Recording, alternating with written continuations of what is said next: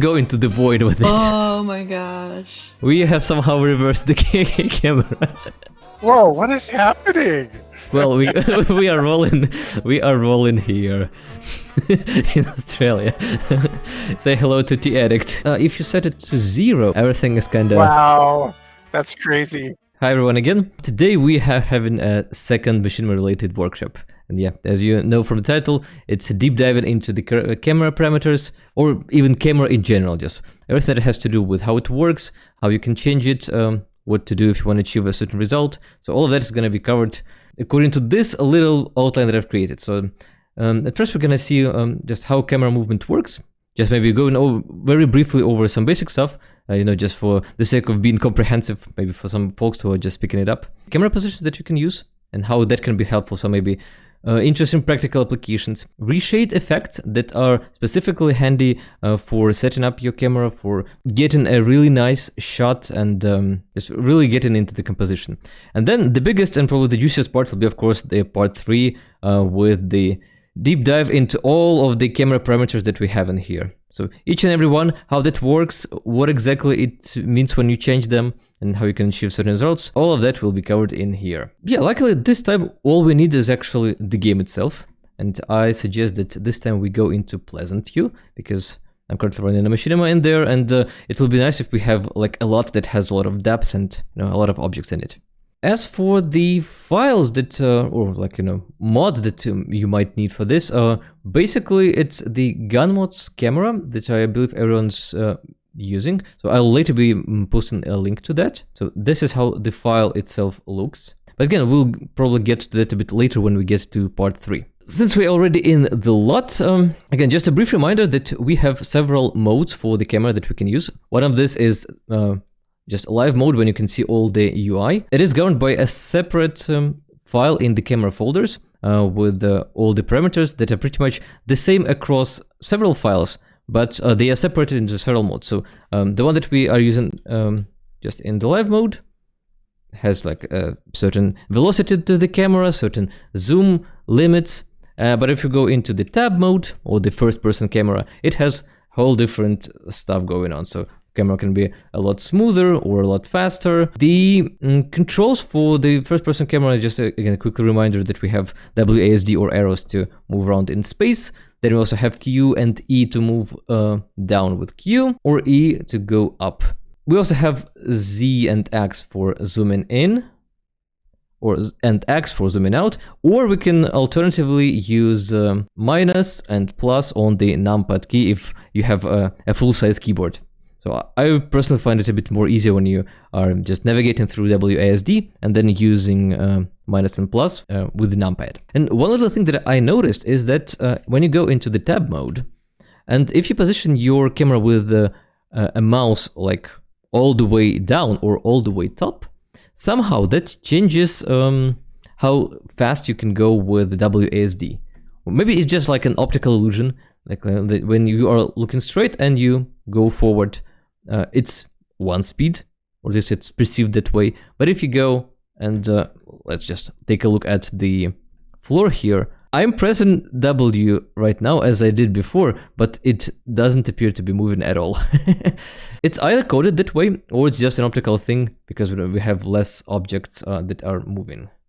Right now you can see some very, very slight movement going on. And yeah, currently I believe I already have the GunMods camera active. So that's the one that is currently controlling my camera. Maybe I'll just quickly go and switch that so that we first get a look at what it is like in the default game. Fast forward to the second topic, that the cameras are stored in your EA games, The Sims 2 cameras, and here we have a bunch of camera files. Today's discovery for me was that you can very easily have multiple first-person cameras simultaneously. Mike, question. Sure. You're using GunMods from MTS or the one that What's-Her-Face updated later? It was the one on MTS is like 4 point something, and the one that I believe for this workshop I downloaded the one that is on MTS, and yeah, it's like an old one. It's 3.1, okay. Yeah, that's what it says here, and it's back from 2005. Do you recommend that one? I wouldn't say that they differ that much, and especially after today's workshop, you'll be able to modify it as you want. It's not so difficult as it may first appear to be. There isn't really much parameters that you can change, so you can start with whatever. It's just probably easier to start with any of GunMod's versions because it already has some basic modifications. Yeah, it's already pre-configured. Exactly.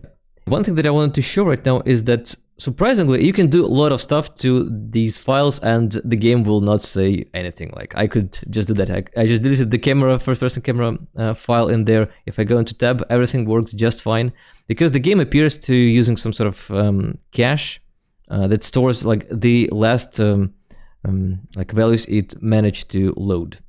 So you can do all sorts of stuff, and that is a great thing because what you could do is you can sort of replicate the presets that I have going on for like the entire documents, but you can do that for your cameras. So imagine that probably like you set it up once, you really tweaked it to your liking, and you want to like save that position. So what you could do is just, I don't know, copy the thing and give it some specific title, like I don't know, gun mode really smooth or something. And you can do that as much as you want just with several presets. What you probably would want to do is go in here and also put this title somewhere in here as well. Add in first the hashtag symbol, because that is the symbol that is used for commenting in the config files. And then you can say that it's the really smooth version. And this way it's going to be really easy for you to stay organized and not to lose the really cool parameters that you found for yourself. For this particular case, we're going to be using 3 files. So let me remove this one and let me get back the backup that I have created before. But even if you don't have backup and if you don't create it yourself, don't worry because it's always available, well, basically anywhere on the web. It's definitely on MTS with GunMod's post there. So don't worry if you lose or, I don't know, just change everything within the file. It's totally reversible. Nothing's going to happen to your game that way. I do need to note, though, that when you're experimenting, you probably want to be doing that like on a test hood or the one that you have backed up for certain, because it is possible to crash your game by changing some of the parameters. So that's definitely something you need to be aware of. There are some specific values that when you put there, can crash your game. Another point that I wanted to cover just with the basic controls with the camera is that when we are in the tab mode, it's really handy to remember that we have page up, page down to move up and down floors. Let's just check. I was on the 2nd floor and maybe you want to go down to the 1st floor like that. And sometimes not all of the elements are visible. And so just to be able to control that, you have page up, page down to control the floor that you're currently at, and home and end to add walls and roofs. Sometimes you can be too high, by the way. So in this particular case, for instance, if I go all the way up to the like 4th or 3rd floor, you can see the gray stuff that is like the roof, which is like one of the features of this pleasant household. So sometimes you need to go just 1 floor below, and that's gonna fix that for you. The next thing is that we can have several camera positions. When we press Control 4, 5, 6, 7, 8, and 9, we can save a position. Let's say this is going to be our Control 4, and that one, that's going to be Control 6. So now if we go, if we should press 4, and if we press 6, the camera switches. And notice that it remembers the keyboards that we pressed in terms of like a page up and home and end. All of that also is taken into account. So make sure that you are saving the position when you have all of the walls up, when you have the ceiling up. Oh, by the way, a question to you. How many camera positions do we have in total? Isn't it 7? Very close, but you're just 1 off. 10. What is the other? Can you use 0? Unfortunately, no. 0 is not one of the options. But yeah, so you said 7. It's in fact 6, but that is only half of the correct answer in my opinion, because the thing is that the game stores its camera position separately for each mode. So 12, yeah, it's Venin who said that. So 4 to 9 in tab and 4 to 9 in live mode, exactly. Oh. That can be really, really handy because we also have an F10 keyboard, which removes all of the UI. Okay. You can F10 basically the UI and then go to one of the stored positions from live mode and not have to tab into it. So you can essentially save 12 different camera positions. That's cool. Yep, exactly. And also, when you start with the live mode, you can then very easily switch to tab mode, and it's not gonna change the position whatsoever. However, when you go vice versa from the tab mode into live mode, you will see like a slight shift somewhere in the camera. So that's also something to be aware of. Also, like a neat feature is that within the live mode, of course, you still get all the interactions. So that is something that I find really useful when I'm, for instance, recording the previews. That like saves me a lot of time. And sometimes you may want to be doing that when you're just browsing for certain expression using these boxes. All of this monstrosity in here. Goodness, can you zoom back over that? Wow, that is so. You've got like one whole room that's hidden. That's just it's more like roof. It's all they're out on the roof. That's crazy. Exactly. That's me. That's me when I'm doing a story. I always have like just debris, like a whole field of debris just outside of the frame. Putting them in the foundation is also an option, but sometimes I prefer to have them on the same floor that I'm filming. So in this particular case, I was filming in Lily's bedroom, and so it was just easier for me to put the walls down and get the interaction this way. Because yeah, if they were all the way back here, it would be like 2 clicks more than just pressing the walls up, down. Yeah, so yeah, that changes based on what kind of set you have in here. Just another thing is that when you are switching between the positions, the way that the game switches between them is also governed by some of the parameters, and that's what we're gonna be taking a look a bit later. But so I believe that brings us to point number 2, which has to do with a couple of really handy reshade effects. And also an Autohotkey that I really started to love. So, but let's start with Reshade. So I believe that I have already showed some of those during the last workshop, and that is, just let me go to my cinematic preset that I have. So the very first one is the composition guides. So the ones that allow you to see all the thirds, and I also found the one that adds the center point as well. This can be really useful when you want to, for instance, just zoom in on some point. Just make sure that the camera moves into that specific point. That can be really useful when you are zooming in on someone's face. Let's get Angela in here. So if I position the center crossing into like her pupil here, by pressing the zoom, I get exactly there. And the same goes for the zooming out. So really handy. If you don't have the guides, sometimes it can be really hard to just see where exactly you'll be zooming in and zooming out. There are multiple others that can be useful not only for machinima but for other simulated stuff as well. So for instance, we have stuff that adds the golden ratio. So this is what it would be with golden ratio as opposed to thirds. Let's say that maybe you are building some stuff, maybe want to double check if your building is according to the golden ratio rule.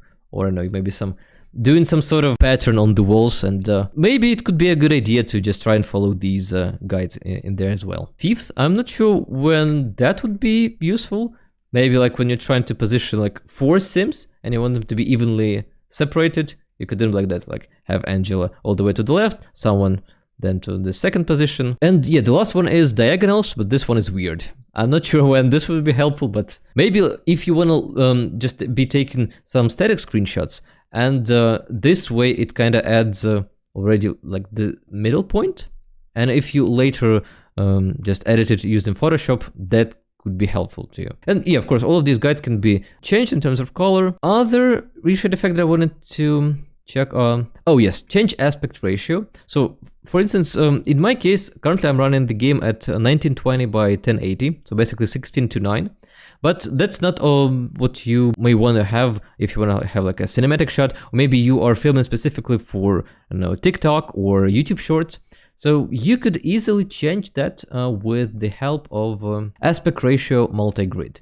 Yeah, this one. So aspect ratio multi-grid, and it allows to set up any sort of ratio that you want to have. It will hide the UI for you, but if you go and you set up the Control-A shortcut in here, what you could do is you could press Control-A just to switch it on and off, and this way it can be a lot easier for you just to get the right shot that you want. In my opinion, it's a bit easier than just filming in the regular ratio and then trying to crop that within Premiere Pro and some other tool. And yeah, it's really easily customizable. So not only you can just simply flip the picture, but set up it in whatever way you want. Have a 1:1 aspect ratio just for a boxy look. Or what is the cinematic ratio? It's, you know, that has these lines at the top and the bottom to have this cinematic effect. Rachel is asking, is that native to Reshade, or is it something that you have to download separately? No, all of that comes with Reshade, though you need to make sure that you download the necessary effect. So this one is called aspect ratio multi-grid. I believe there are some other ones that achieved a similar effect. So today I found maybe like 5 of them. All of them do this slightly like in a different way, but they basically achieve the same result. So they crop the picture to some sort of dimensions in here. I need to get my Reshade set up one of these days. It does a lot of cool things, but so far I have just not been able to get Reshade to work with my current setup. Oh, well, that's a bummer, because yeah, Reshade is a lifesaver. Because I used to believe that it just, you know, for color correction and changing how vibrant your game looks, because just, yeah, take a look at the difference there with Reshade and with Reshade off. But yeah, it gives you the kind of a soft light effect. There's so many effects that I think it calls for, I don't know, 10 workshops to explain all of them, and I don't think it's going to be even possible. Do it, put them on the calendar. I believe that when I set up my color correction, I used some preset, and then I slightly modified it to my liking. And that's probably, yeah, I could do it, but yeah, that's gonna take some time. Let me see, do you have anything else that has to do with camera specifically? Oh yes, perfect perspective. That's another pretty cool effect that I was like, huh, that is funny. The fisheye effect that really distorts the picture, and you can have like, woo, having really trippy stuff going on. And yeah, it has all sorts of overlays. So if you are doing like, I don't know, what is it, like CC camera, or you wanna really quickly perhaps switch to, let me see, what was it, Control M or Control B for me? Like you can easily switch it to monochrome. Again, something that you of course could do just post-production when you're in Premiere Pro or just in Photoshop, but sometimes it's a lot easier to just see how the frame looks when you're in the game. This way you can adjust the setting, the set right away. You can see what sort of like clothing your sims wear, like which looks like best, for instance, in monochrome and all that sorts. It's a lot easier to do when you have all of that like configured within the game. And let's then move on to the Autohotkey. Yeah, one of the cool things that I found out that I was really struggling to do. Right now I'm in the tab mode, and no matter how much I change the parameters, like the hand movement with mouse is not precise. Even if you make it the smoothest possible, still you're gonna jerk it a little bit. It you may like be not consistent with the speed. It can be really tricky to get the exact movement. So what you could do is using Autohotkey, remap mouse movement to numpads. So now if I enable it, if I press Ctrl and 4, you can see that the mouse cursor is moving there. So, and what this is handy when filming machinima is that now I can be very precise with my camera, like panning and moving around. By pressing just the Ctrl 6 and 4, I know that I do not move up and down whatsoever. So it's a really precise pan left and pan right. And vice versa, I could do really precise, just pan up and pan down. Or if I really want to, I could do like the diagonal movement. Though, maybe, well, sometimes my keyboard doesn't register that well. What is this camera magic? So that is a separate app that you need to download. It's called Autohotkey. And so what it does, it allows you to create all sorts of scripts that add stuff like custom shortcuts, or they can remap all sorts of stuff to certain keys. So for instance, in my case, whenever I start my machinima session, I press Ctrl-Alt-9 and start entering all the cheats that I need like in bulk.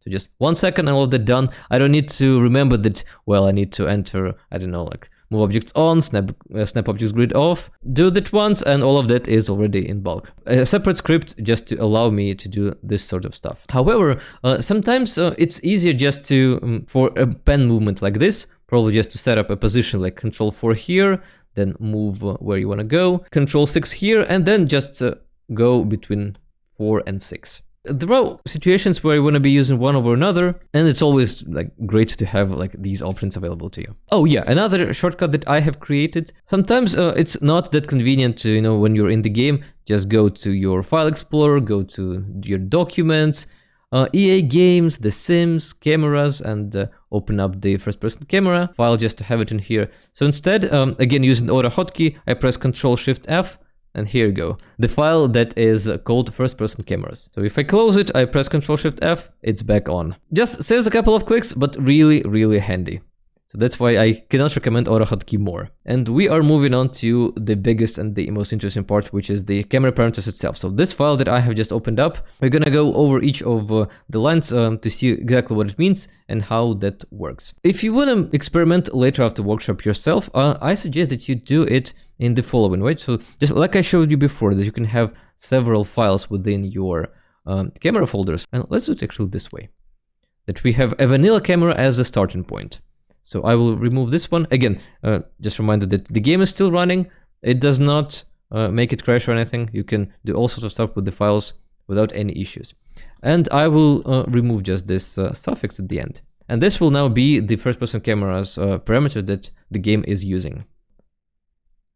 Though sometimes it takes like maybe another copy of the file. Yeah, so whenever you see the game reset like that in the background, that means that it has accepted like the new parameters. So let me remove that one. What I will be having today is 3 files. This is the vanilla one. Then we have the gun mod without any adjustments. And then we're gonna have the first person camera that we're gonna play around. We're gonna change all the parameters to see how that exactly changes the game. And all 3 files are laid out like that. So this way you can really easily see what you have like in the vanilla parameters. Kind of keep that in mind, what that sort of looked like. Then see how gun mod changed that. So if we take a look like, I don't know, at like default min change, we can see that by default it's 0.5 and it's, well, 001 in gun mod's version. And in here then you have like your playground to change everything without fear that you'll maybe break something. Oh yeah, some general info that we need to you just know about the files themselves. So first, as I already mentioned, you can remove, rename, modify files anytime mid-game, and just to show you that how the game would respond to that. So let's say that we have it this way.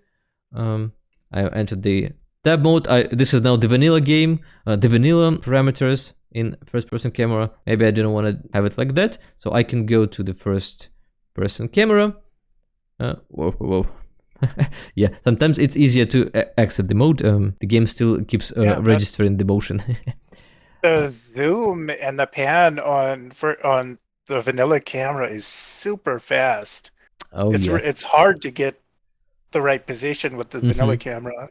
And there's also this what I call an overshooting effect, when you're trying just to nudge the camera a little bit and it goes like all the way through, and you know, half the screen, and yeah, it can be really, really annoying. Some parameters can crash your game, that's what I mentioned, and these are the ones that have steps in it. So if you take a look, some of them like translation steps, orientation steps, it can be a minimum of 1. If we try and set it to lower than 1, like a floating point, well, that at least for me crashed the game a couple of times.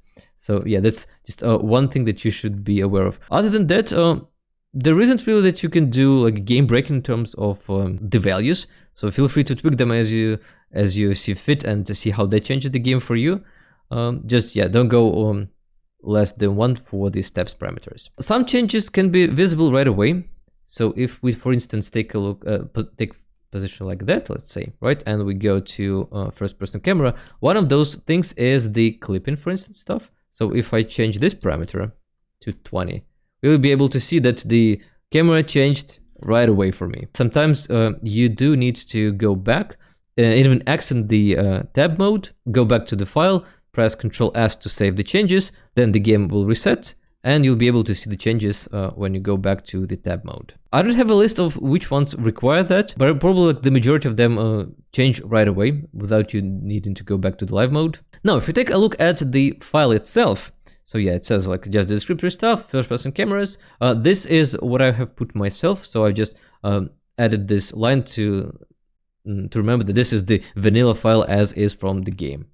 Then all of this portion is just the descriptor stuff, which is meant to kind of help you. But if you take a look at what Maxis has prepared, some of it is really hilarious. Like, it was meant to provide description of how you can change this, but like min camera height means min camera height. Thank you, that is very, very helpful. So we have the descriptor stuff, it can be easily removed, we don't really need it. Beware that we have separate sections in here. So this is one, and they are divided using these hyphens. So this is the one that we are most interested in, because that is the stuff that is governing like this mode. What we have in here, which says cameraman NH, which stands for neighborhood, that is the tab mode when you're in the neighborhood view. If you just accidentally just modify the right one, you may be like wondering why is it not changing anything. Well, you are changing maybe like a neighborhood camera when you need the first person camera just in game, and vice versa. And the other portion that we have at the very bottom is when you click with your right mouse button on the sim avatar, it kind of like snaps the camera to, for instance, Lilith in this case, and makes the camera follow her. So I believe that is governed by that portion in the file. I haven't really played with that a lot. Probably not that useful when it comes to filming machinima or just taking screenshots. Yeah, if we go and take a look then at just this portion, the free moving first person camera, and it says cameraman, not cameraman NH, but just the cameraman. We can see that it has this list like that. And what I suggest we do is divide this file into several sections. It's gonna make a lot easier for us to understand how everything is structured in here. So this default minimal change is like a separate parameter that is on its own, so it makes sense to separate it like that with a space. Then all of these parameters, or even these, they have to do with the mouse movement. So, and by that I mean this movement, just when I'm not pressing the WASD or arrows, but just with your mouse. So all of that are like these 5 parameters, so they are responsible for mouse. Then FOV, that is the 2 parameters that are responsible for zooming in and zooming out using the minus and the plus. Let us structure it like that as well. Then minimum camera height and maximum camera height, that is, Rachel, what you were asking when you can get really close to the ground. So these 2 parameters govern that, like where in space you can position your camera. So we can separate them like that as well. Then translation steps, translation minimum change and translation steps. These are parameters that are responsible for movement with WASD. Just a question on that min and max. Is like 1 the lowest you can go and 50 the highest? No, it's not. Let's see what happens when you press, like, when you enter minus 10. You can go into the pool with like a negative? You can go into the void with it. Oh my gosh. Okay, cool. Yeah, that is... I can remember, I think I have mine set to like -5. My issue is that if you use just the vanilla camera, the default setting is 0. You can only go as low as the ground. Well, what if you have a story where you have an adult sim looking down at, for example, trying to look at a child sim? If you can only go to the ground and the translation steps are not great, then you can't, I mean, he can only look like slightly down. He can't look down as if he's looking at the child unless you can translate below the ground. Luckily, all of these values are usually represented with a floating point, so you can go, I believe that 0, let's check, is that really the ground? Yeah, 0 appears to be slightly below the ground, so if we check, for instance, the gun mod version, I believe that the minimum camera height there is set to something like 2 even. Oh, so it's slightly below ground. Is that the one? Yeah, so 3.1. Oh, wait, no, it's this one again. Making the same mistake that I was worrying about. So just take a look at the correct portion in here. So yeah, minimum camera height is set to 0.15. So it's slightly above ground. So the FOV, these are the increments and the range that you have with your zoom in and zoom out. So by default, you have from 20 to 90, and those are like degrees, I think. So let's see what that looks like. So I believe that 20 is responsible for zoom. So this is the maximum zoom we can go. But if we can now go here and we add something like, I don't know, 15, and we add 10 as well. Let's see how that changes the zoom thing. Or probably no. Zoom is when you have the higher number.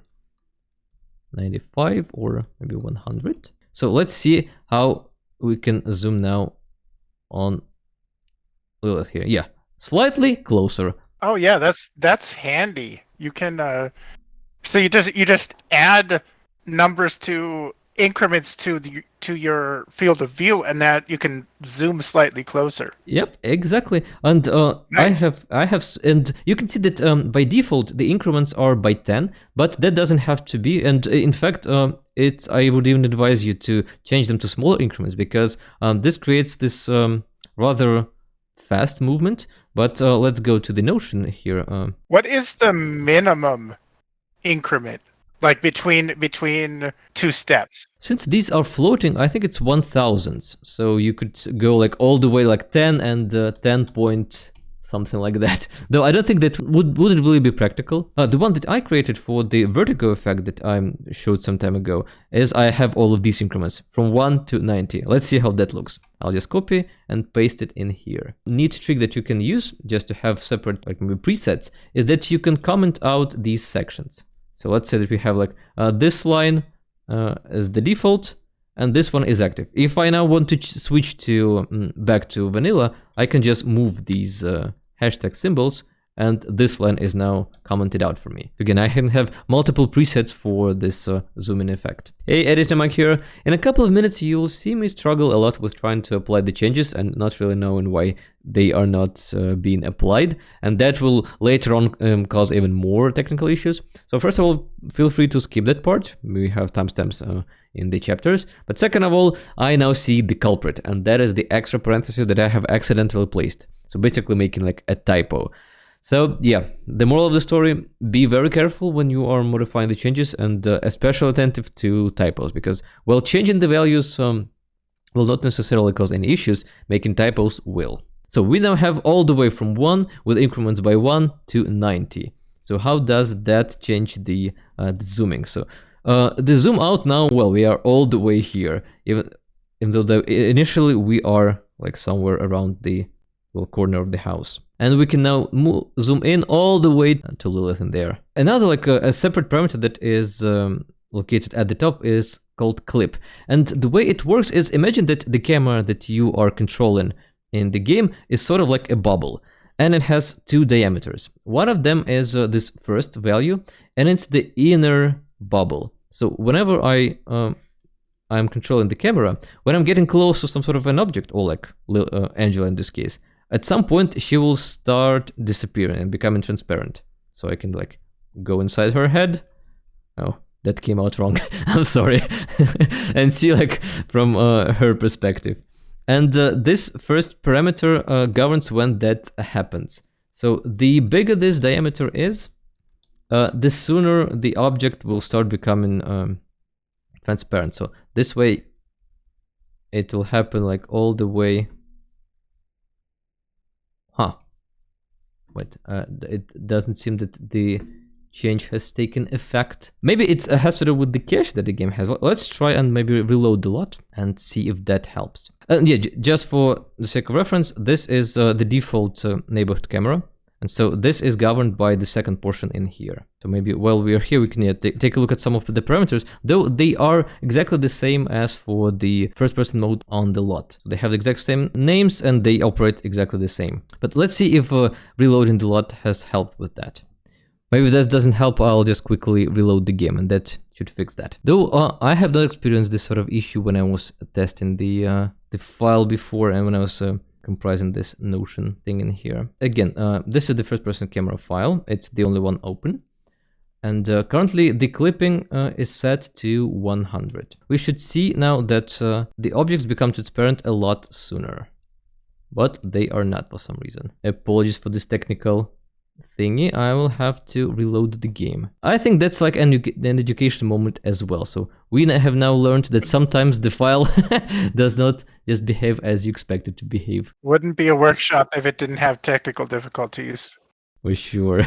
Oh, maybe I can show you the rest of the files that we have in here. The majority of files are the config files that contain all these parameters, but 2 of them are just the descriptory ones. So you have like a list of parameters that you can change. And again, these are provided by Maxis, I believe. The parameter that you change for the first person controller only. So these are the ones that we can see in the first-person camera. Though, for instance, one of them is not used. So this one, if we check the first-person camera now, we can see that first-person pitch is not in there. But nothing stops us from just putting it there and changing the value. Let's go then back to the Pleasant view and load the Pleasant household. Before that, I was testing it on a smaller test plot, though I don't think that has to do with anything. Now the clipping is set to 2. Oh, interesting. I am now not able to enter the tab mode.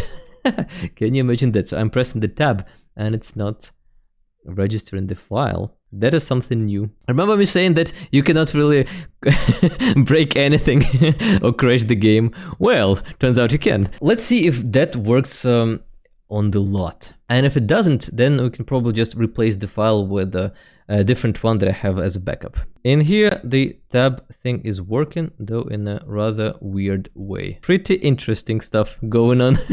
Breaking the camera 101, oh yes. Venom asks, is it the velocity, the camera velocity that's causing the trouble? No, because camera velocity just changes how fast the camera moves. But this now appears as if it has loaded maybe a wrong file. Maybe because it was open when I was loading the game, that somehow has messed up properly interpreting all the values. It might be the cache, because not only was it open, but I think maybe you made some changes while the camera was loading, and it didn't, like, because it was still open and you were making edits, it didn't cache that information. So it didn't take any of the changes that you made. Yeah, that can be the case, by the way, and I assume that that's gonna be then stored in the accessory cache file, right?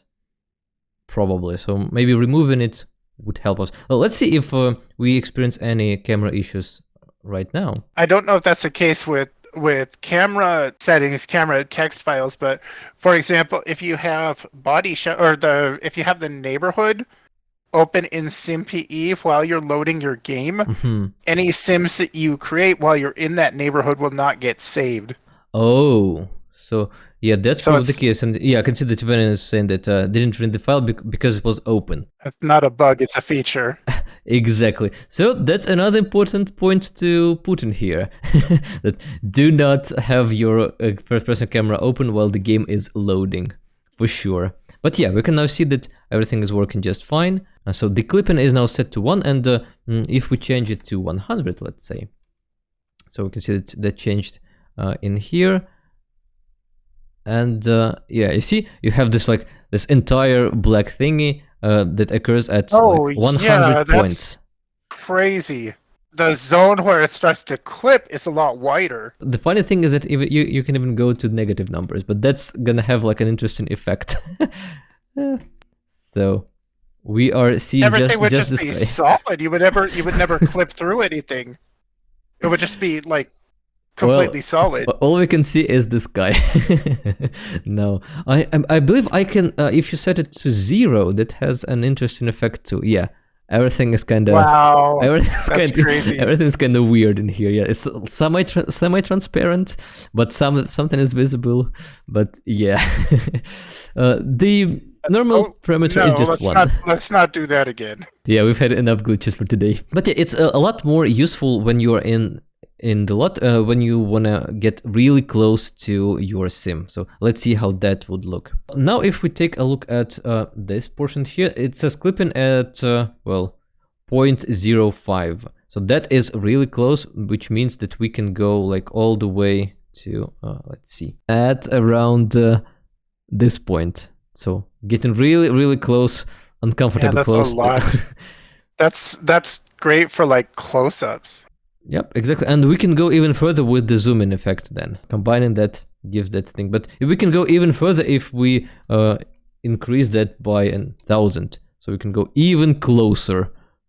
But I don't think that's really necessary. And yeah, if we go the opposite way, if we change it to, I don't know, let's say 50, we can now see that, whoop, everything has now changed from, too much. A little bit too far. Let's make it 10. 10 is also a little bit too far. Let's see just for the sake of reference what has vanilla. In the vanilla parameter we have 0.15. So maybe let's change it back to what it was. 0.15. and that should give us like a nice, really close zoom on sims when we want it to. The first one is the inner circle, and the other parameter is the outer circle. So imagine that you have like a sphere and another sphere on top of it. So if we change this to 20, that is gonna change the clipping that occurs like on the outskirts somewhere. So if I zoom in like that, and now I change it to 50, yeah, you can see that it changes like where the clipping occurs there. Then if we move on to the first parameter in there, which comes after the clipping, that is the Defaultminchange.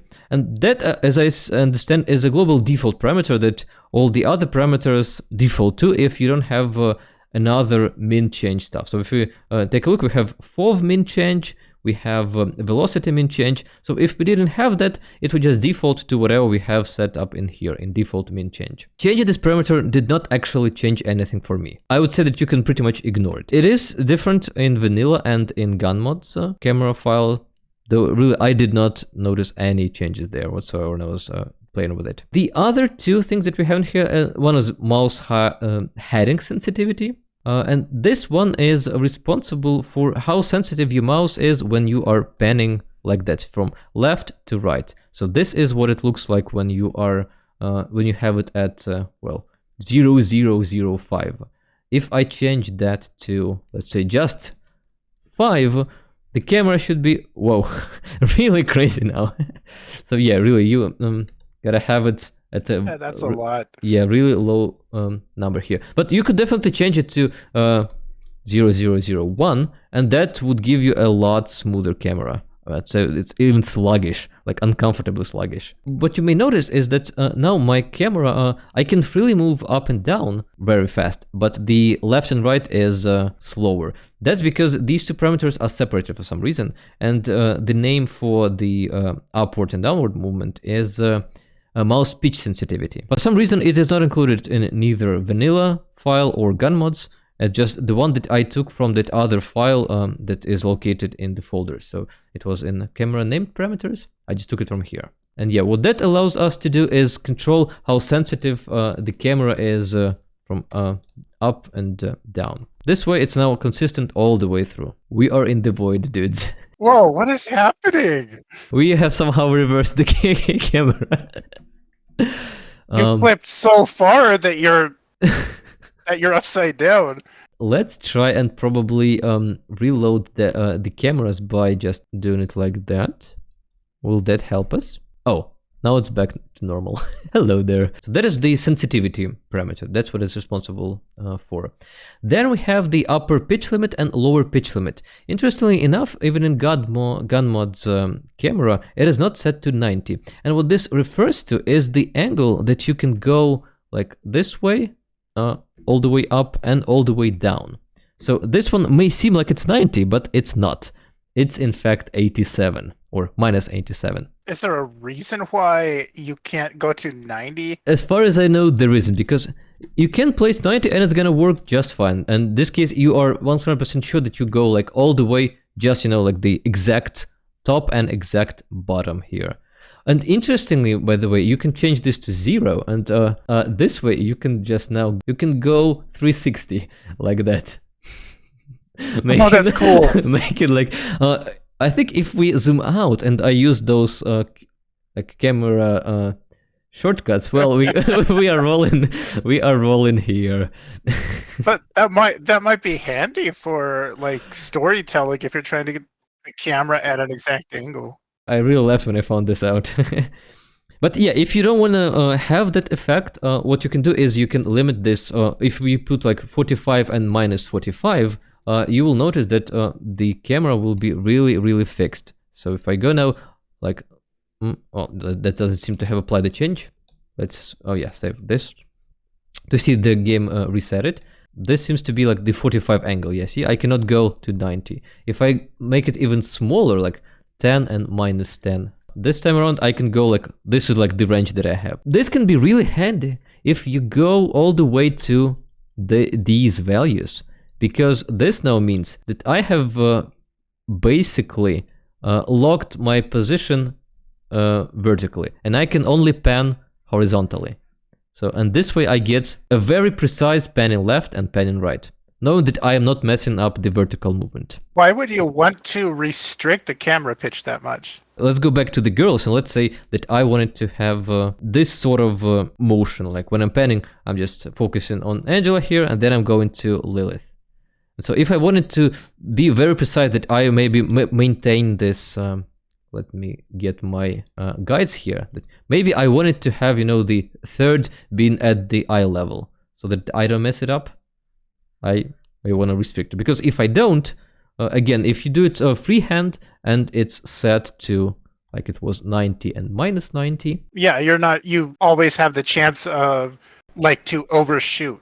Yep, exactly. To point the camera a little bit too high. You either need to use the shortcut like I showed before with Autohotkey, where you remap it, and this way you just moving specifically left and right without touching the up and down, or you restrict it here using the parameters. So that's basically like the practical use for these numbers in here. Oh, and also the rolling effect, which is pretty hilarious. Then moving on to orientation change. So the first one is minimal change, and the second one is orientation steps. And this is pretty much the pattern that you will see in other parameters as well. So you have steps, then you have minimum change. Sometimes you have something like sensitivity as well, how the game renders its movements. So all the time it is being smooth, so it's using the linear extrapolation function. And what that means is that if we just take a look in here, so let's just say this is control 4, and this is gonna be position, let's say control 6. If I wanted to make it go a lot smoother, what I could do is I could add to orientation steps. So we have like 1, let's say we wanna have 5.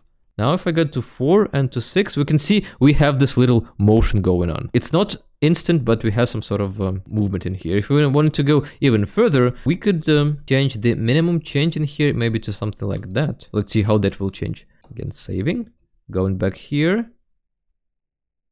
Well, I think it's slightly smoother. We could go all the way to, I don't know, let's say 50. Again, going like this, saving.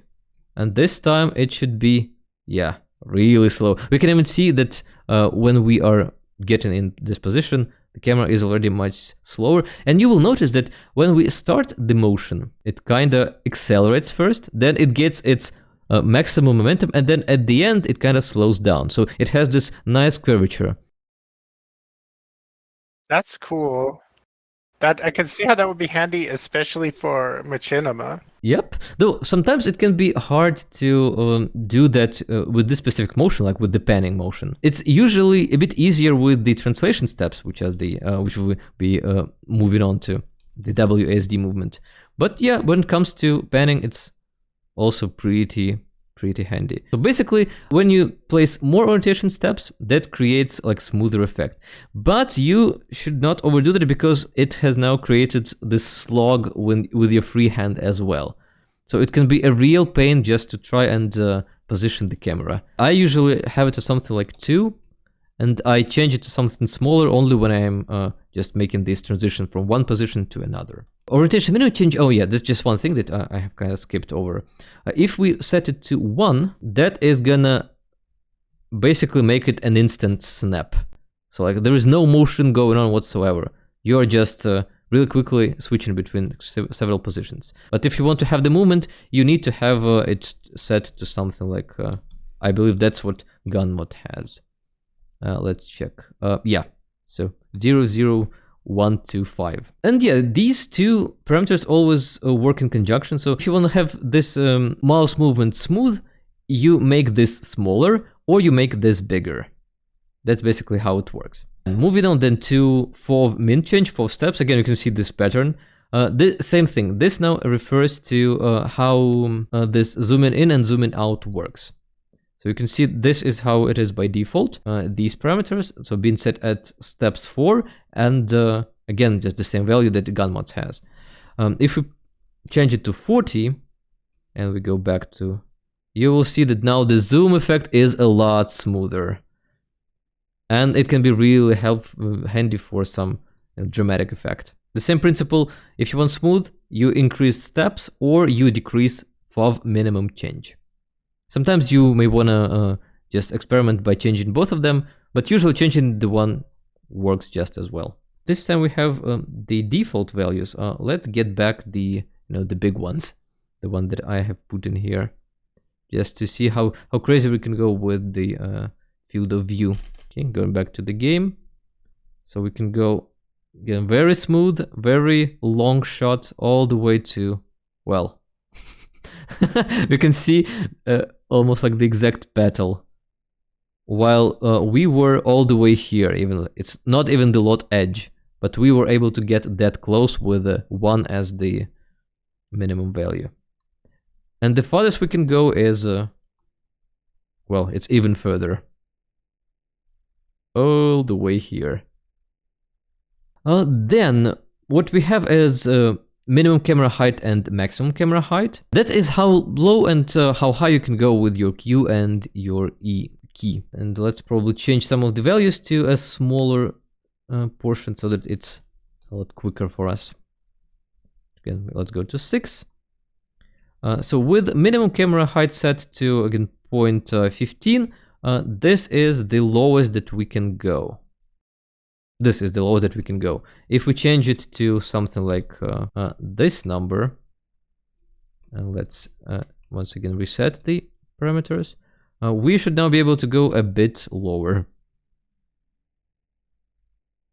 Yep, we are now at just at the ground level, and we are even intersecting, the plane here. So yeah, that's another parameter that you changed there. So what value did you put in there for that one? This one is well, 0.015. Okay. So the smaller it is, the lower it goes? Yep, exactly. And I believe that you can also go with the negative ones here. So negative? Okay. That should also work, though I'm not even sure why you would want to have that. Maybe it's like your sim is in the pool, dived in the pool, and you want to get in the first camera to get... Probably, yeah, that's a possibility. Yeah. Maybe if we go like -15, let's see how that would look. That should give us a more drastic change in there. So somewhere at... we should be closer to the pool now.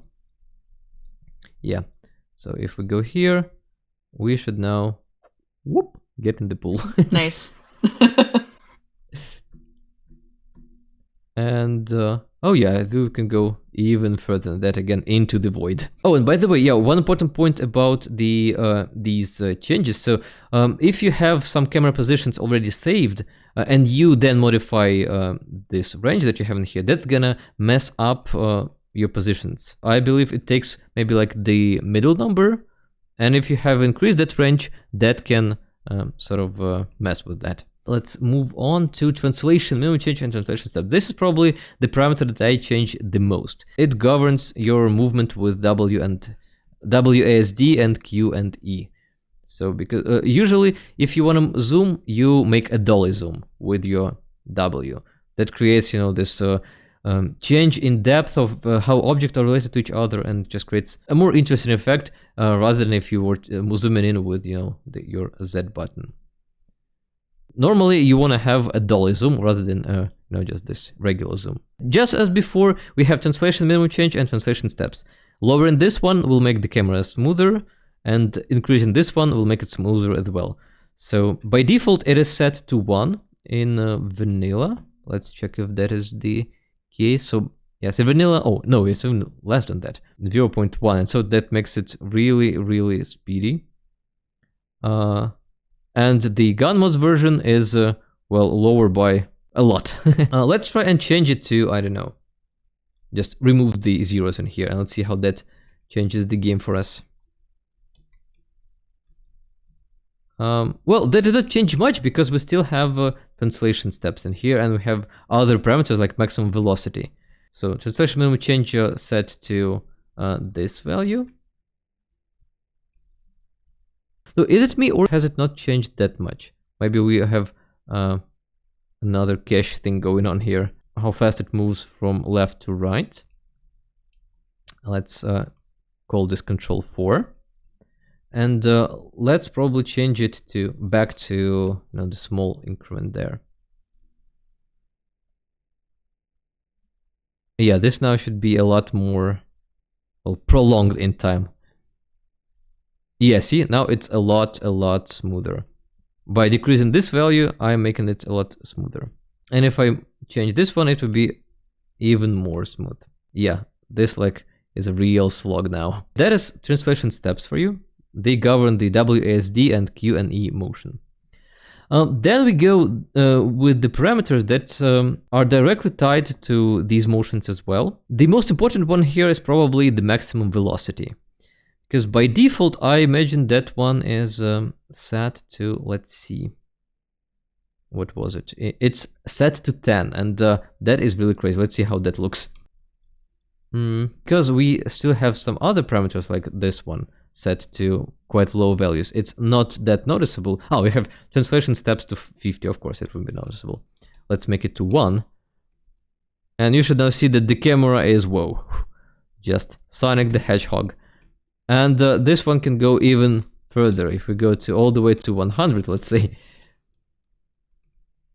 This is now just, I don't know, flash going on. But changing it to a fraction, something like 0.75, that's what a gun mod has, creates a really smooth and nice effect on the camera. And this is but with the parameter that you want to be changing when you experience, again, what I call the overshooting effect. Let's say that I have, I don't know, like eyes, and I will change this back to like 10 that we have by default. I just gently tap the key, and the camera is being crazy on me, so I cannot just go just slightly to the left or the right. If I go in like back and forth, it's too quick. If I go down, it's again very, very speedy. Even if I go to 1, it's still gonna be pretty fast. So maybe if I wanted just to have the center point exactly at her, between her lips, like I needed maybe just a tiny nudge in there. Well, sometimes you can have this frustration going on when, you know, the camera is not being just slow enough. So yeah, that's super annoying. It will not center. That's where this maximum velocity comes in handy, because you can change it to, well, to any fraction really. So let's change it to 0.5, and this should now, yeah, make it a lot smaller increments. So that's the primary use for this maximum velocity parameter in my opinion. Though it does change like how fast you go with the WSD in general as well. Then again, we have the same pattern going on. We have minimum change and we have velocity steps. Increasing steps will make it smoother. So again, we can have 50. But this time, the change will not be that noticeable because it's the change in velocity. Like how much it changes from the minimum velocity possible to the maximum. Like basically how fast it accelerates and decelerates in the beginning and in the end.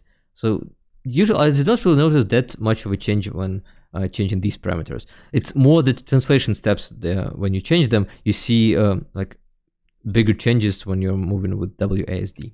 Since we have already covered these two, like translation steps and the FOV, that's where that cool effect with the vertigo effect comes in handy, because that is the combination of the two motions. So what you do to have that awesome effect is you combine the movement with your dolly at the same time with the zooming in or zooming out, but you do them kind of like the opposite. So if you push in, you have to zoom out. So basically by pressing W, I need to press minus, and that creates this kind of like effect. The surroundings get either bigger or smaller, while the main object, in this case it's, well, Angela's face, remains, well, if not the same, then pretty much like comparable.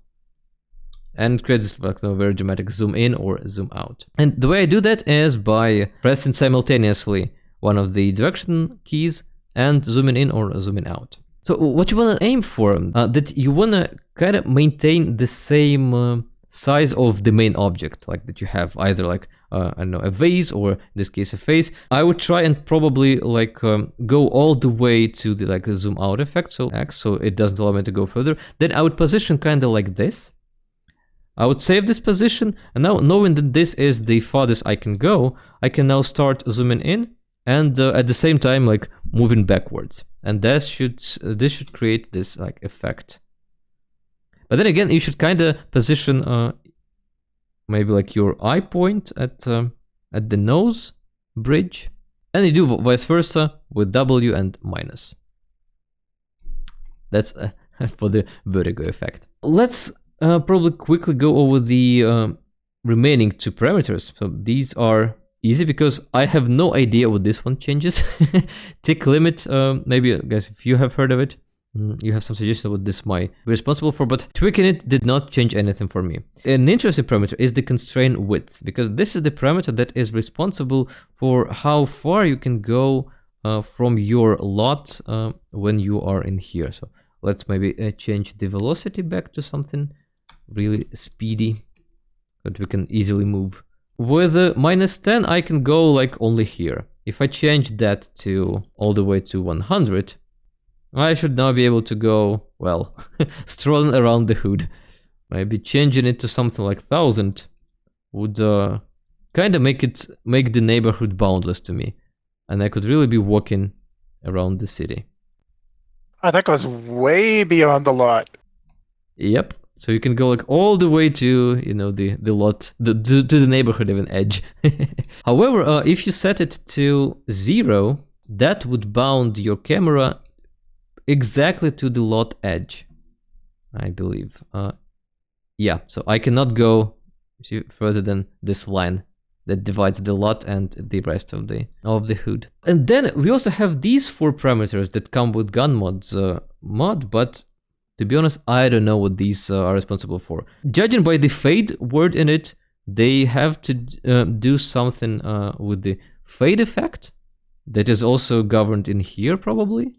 Where was it? Like, or in this like view distance probably, or fade distance. But since it is fade for me by default, that did not change for me that much. I believe these are all the changes that, the parameters that we have in the files. Let me know if you have any questions that... It was clear. It was really well presented. I think it's just a matter of going in and experimenting myself and seeing how I want to set up each thing for each of my different games. Yeah, really, it's a matter of tweaking, and sometimes maybe a couple of like measurements that you really want to nail down is like if a sim is moving, like how fast should the camera be moving, you know, keep up with him. Right, if you want to do like with a dolly zoom to keep up with the sim. Yeah, the same goes like with the panning movement just with your mouse. Oh, yeah, one little weird thing. If you have this parameter, like velocity steps at a really high number, you will get like a very weird momentum effect or even lag. So if you go like forward and then you go backwards, it's as if the game still remembers that it needs to go forward. And you have this sort of like delayed effect in camera. Really weird. So I suggest we have this at like 2 or something. To be honest, if you really just want to get fast into machinima or just taking screenshots, just really take the gunmod's cameras and put them as is and start using them. Really don't need to change that much. I think gunmods are, just like a good default if you don't like the vanilla camera, and then I guess just experiment from there and kind of fine-tune which features you need in a camera for what purpose. I would say that the first parameters to look for when you decide to change the gun mods, probably the FOV parameter in here, just to get a closer zoom and a farther, zoom out. Then the translation steps and probably the velocity. Don't even bother that much with the orientation because, again, you don't need mouse movement that much, when you're filming the machinima, in my opinion. I will also be posting this file so that everyone can reference it. I'm not sure what would be the best way to do that though, but yeah, we'll see. I'll either just share the Notion file because it can be opened up with web. Alright then, thank you everyone for being together and witnessing this hilarious game breaking. That was funny. It was just spinning. It wouldn't stop spinning. Something I was not expecting to see, but yeah, it was hilarious. That was awesome. Thank you, Mike. This has been a fun workshop. Yeah, it was fun for me too. So take care then, guys, and see you the next time.